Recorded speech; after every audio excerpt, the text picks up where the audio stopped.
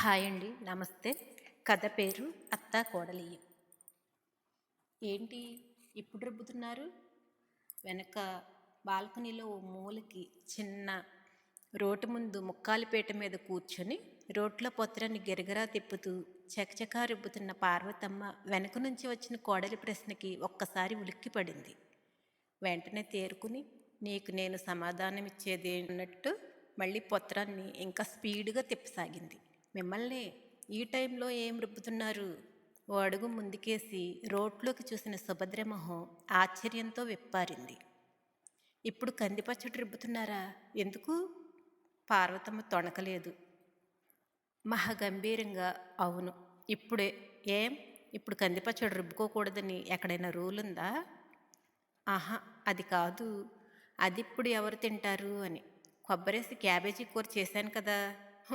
ఆ చప్పుడి కూరలతో నా కొడుకు కడుపు మార్చేస్తున్నావు. క్యాబేజీ కూడా ఓ కూరేనా? దాని మొహాన్ని ఎంత పోపెట్టినా ఓ రుచా పచా చప్పగా ఏడుస్తుంది. వాడు అర్ధాకిలితో లేవాల్సిందే. ఏదో ఈ మాత్రం కాలు చెయ్యి ఆడుతున్నాయి కనుక నా కొడుకు కాస్త హితవుగా కందిపచ్చడి చేసి విస్తట్లో వేద్దామని చేస్తున్నాను. దీనికి కూడా నీ పర్మిషన్ కావాలేంటి? దబాయింపుగా అన్న పార్వతమ్మ మాటలకి సుభద్రకు చిర్రెత్తుకొచ్చింది. అబ్బో, మీరే కన్నారు మహా కొడుకుని. మీ కొడుకేమీ బాలకుమారుడు కాదు. కూతురి పెళ్లి చేసి పంపించిన 60 ఏళ్లకు దగ్గరవుతున్న మనిషి. బీపీ షుగరు అప్పుడే ఒంట్లోకి చేరాయి. అవన్నీ చూసుకుంటూ నేను జాగ్రత్తగా ఆయనకి వండి పెడుతుంటే మీకే ఏదో మహాప్రేమున్నట్టు ఈ రాత్రిపూట కందిపచ్చడి చేసి ఆయన విస్తట్లో వేస్తే ఆయనకి అరగొద్దు. తర్వాత ఏదైనా అజీర్ణంగా గట్రా పట్టుకుంటే ఎవడు పడతాడు బాధ? నేనేగా. అలాంటి అజీర్తి రోగేం కాదు నా కొడుకు. రాళ్ళు తిన్నా హరాయించుకోగలడు. నీకే ఎక్కడలేని సుకారాలును. పని చేయాల్సి వస్తుందని తినడం మానేసి నువ్వు కూడా నాకు చెప్పడమే. పార్వతమ్మ మాటలకి తిక్కరేగింది సుభద్రకి. మరే, మేం సుకుమారులమే, అందుకే మాకు సుకారాలు.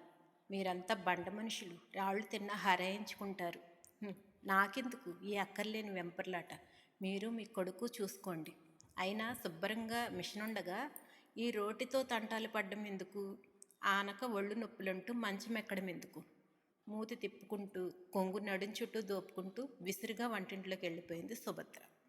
మిషన్లో రుబ్బాలెట కందిపచ్చడి మిషన్లో. ఈవిడ గారింకా చెప్పలేదని కాబోలు. నేను రోడ్డు ముందు కూర్చుంటా. అయినా ఇద్దికేం తెలుసు అటుకుల రుచిని? రోట్లో రుబ్బే కందిపచ్చడి రుచి దీని మొహానికేం తెలుస్తుంది? ఇంగో బాగా దట్టించి కనుక పోపు పెడితేనా ఈ పచ్చడికి. ఆ వాసనకి లంకణాలు చేసేవాడు కూడా లేచి విస్తరి ముందు కూర్చుంటాడు. వాడు బొత్తిగా నోట్లో నాలుకలేని వాడు కనుక అమాయకుడిని చేసి కొంగును కట్టేసుకుంది. అది విస్తట్లో వేసింది తినడమే తప్పితే ఒక్కనాడైనా నోరు విప్పి అది చెయ్యమని దాన్ని అడిగేదా? వెర్రి నాగన్న. ఏదో వాడు కడుపు నిండా ఏం తింటాడో తెలుసు కనుకనే అడగకుండానే అమ్మని కనుక ఇలా తంటాలు పడుతున్నాను. కనీసం ఈ వాడికిష్టమైన ఈ కందపచ్చడితో బిడ్డ కడుపు నిండా తింటే చాలు. అవును, ఇంతకీ ఈ పోటీది అన్నం వండిందా, రొట్టెలు చేసిందా? కందిపచ్చడి రొట్టెల్లో ఏం బాగుంటుంది అని నెమ్మదిగా గొణుక్కుంటూ కోడలు అన్నం వండిందో లేదో నన్ను అనుమానం రాగానే గట్టిగా ఓ కేకెట్టింది పార్వతమ్మ. ఇదిగో పిల్ల, ఈ పూట రొట్టెలు చేయకు. అన్నం కూడా ఓ గుప్పెడు బియ్యం ఎక్కువ పడయి. కందిపచ్చడి అంటే వాడు 2 మెతుకులు ఎక్కువే తింటాడు. అత్తగారు పార్వతమ్మ పెట్టిన కేక విని సుభద్ర విసుక్కుంది. ఈవిడ చాదస్తంతో చస్తున్నాను అనుకుంటూ రొట్టెల కోసం కలిపిన పిండిలో అత్తగారికి కావలసిన 2 రొట్టెల వరకు అయ్యే పిండిని మట్టుకు పైనుంచి మిగిలినది ఫ్రిడ్జ్లో పెట్టేసి కుక్కర్లో పెట్టడానికి బియ్యం డబ్బా మూత తీసింది. హాల్లో రాఘవతో పాటు స్పీకర్ ఫోన్లో వీళ్ళిద్దరి సంభాషణ వింటున్న రాఘవ కూతురు సరోజ పక్కున నవ్వింది. విన్నావా అమ్మా? నీకేం, నువ్వెళ్ళు ఢిల్లీలో కూర్చున్నావు. నాకు మట్టుకు వీళ్ళ గొడవ తప్పటం లేదు. రాఘవ మాటలు విన్న సరోజ నవ్వుతూనే చెప్పింది. పెళ్ళయ్యేదాకా రోజు నా పెంపకం గురించి ఇద్దరు ఇలాగే గొడవ పడేవారు నాన్న. ఇప్పుడు నీ గురించి అన్నమాట. మొత్తానికి నీకు కాలక్షేపం బాగానే ఉంటుందిలే. ఏం చేస్తామమ్మా, ఇద్దరే. ఇద్దరికీ నువ్వన్నా నేనన్నా మమకారమే. ఎవరి పద్ధతిలో వాళ్ళు దాన్ని చూపించుకోవటానికి చేసే ప్రయత్నమే ఇది అంటూ తేల్చేశాడు రాఘవ. సరేనన్నా, ఇంకా వాళ్ళకు కుదరదులే, కానీ రేపు మాట్లాడతాలే వాళ్ళిద్దరితో అంటూ ఫోన్ పెట్టేసింది సరోజ. రాఘవ తీరుబడిగా కూర్చుని టీవీలో క్రికెట్ చూడడం మొదలెట్టాడు. కానీ క్రికెట్ కామెంటరీ కన్నా గట్టిగా అత్తాకోడల సంభాషణ రాఘవ చెవిలో పడుతుంది. అన్నం వండాలిట. అన్నం 2 పూటలా ఆ అన్నం తినకూడదని ఎంతమంది డాక్టర్లు చెప్పటం లేదు? కార్బోహైడ్రేట్లు ఎక్కువగా తినకండో అని ముప్పొద్దులు అందరు డాక్టర్లు ఆ టీవీలో ఘోష పెడుతూనే ఉంటారు. కానీ ఇలాంటి చాదస్తం మనుషులు వినిపించుకుంటేనా? సుభద్ర బియ్యం కడుగుతూ ఎంత నెమ్మదిగా విసుక్కున్నా ఆ మాటలు పార్వతమ్మ చెవిలో పడనే పడ్డాయి. అవునమ్మా, కడుపు నిండా తినమనడం కూడా చాదస్తమైపోయింది ఇంట్లో. అక్కడికి పెద్దాడికి చెప్తూనే ఉన్నాను, చిన్నాడి దగ్గరికి వెళ్తాను, టికెట్ కొని రైలు ఎక్కించరా అని. అక్కడైతే ఎంచక్క వంటిల్లంతా నా ఆజమాయిషీలోనే ఉంటుంది. ఏం చేసినా సంబరపడిపోతూ తింటారు చిన్నాడు, వాడి పెళ్ళం, పిల్లలు. అక్కడ అందరూ నన్ను నెత్తిన పెట్టుకుంటారు. నీలా నువ్వంటూ మీద పడిపోరు. ఎందుకు పెట్టుకోరు? ఇద్దరు ఉద్యోగాలేనాయే. ఇంటికొచ్చేసరికి వేడివేడిగా వేపుళ్ళు, కందిపచ్చళ్ళు చేసి పెడితే తినడానికేం తీపరం. అయ్యో, పెద్దావిడ చేత చేయించుకుంటున్నామే అన్న ఇంగిత జ్ఞానం కూడా లేదు వాళ్ళకి. అలాంటి వాళ్ళే నచ్చుతారులేండి మీలాంటి వాళ్ళకి. తీయగా కబుర్లు చెప్పి ఇంటెడు చాకరీ చేయించుకుంటారు. అక్కడికే వెళ్ళండి, ఎవరొద్దన్నారట? మరే నీ పర్మిషన్ కోసమే చూస్తున్నాను నేను. పాపం, వెళ్ళిన దగ్గర నుంచి మొగుడి చేత ఫోన్ల మీద ఫోన్లు చేయించి 10 రోజులు కూడా ఉండనీయకుండా వెనక్కి రప్పించేసింది ఎవరో. ఎంత జానువు కాకపోతే మొగుడిని కొంగును కట్టేసుకుని వాడితో చెప్పించి నన్ను వెనక్కి రప్పించేస్తావు? పత్రాన్ని మరింత గిరగరా తిప్పుతూ అడిగింది పార్వతమ్మ.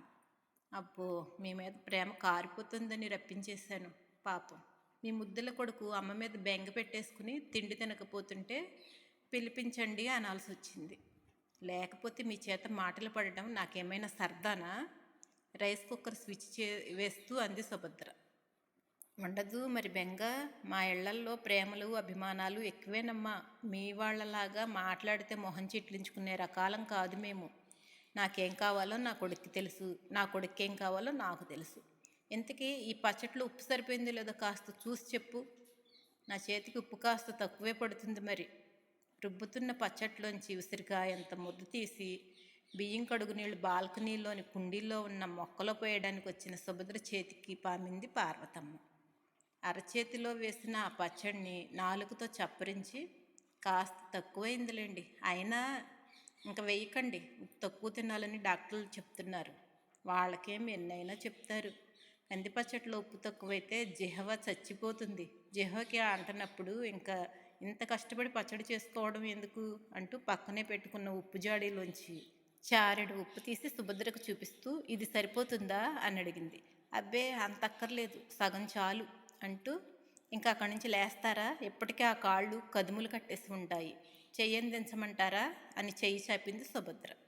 ఇంతలో హాల్లోంచి రాఘవ, సుభద్ర, నీకేదో ఫోన్ వచ్చింది అని పిలవడం వినిపించింది. అదిగో ఏదో ఫోన్ వచ్చిందట, నువ్వు వెళ్ళు తల్లి, నా తంటాలేవో నేను పడతాను అంటూ పత్రాన్ని మళ్ళీ తిప్పడం మొదలెట్టింది పార్వతమ్మ.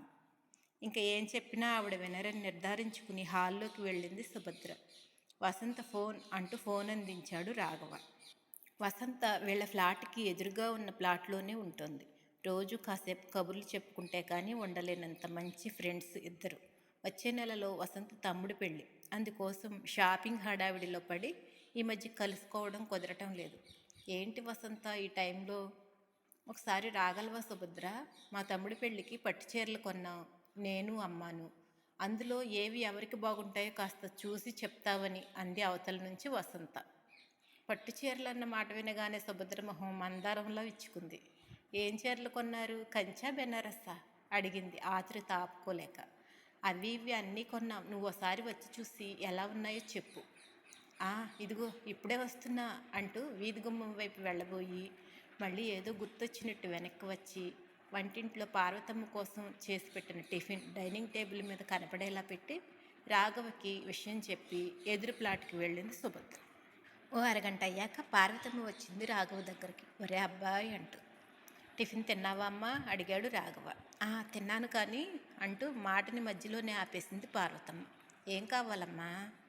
మీ ఆవిడేది రహస్యంగా అడిగింది.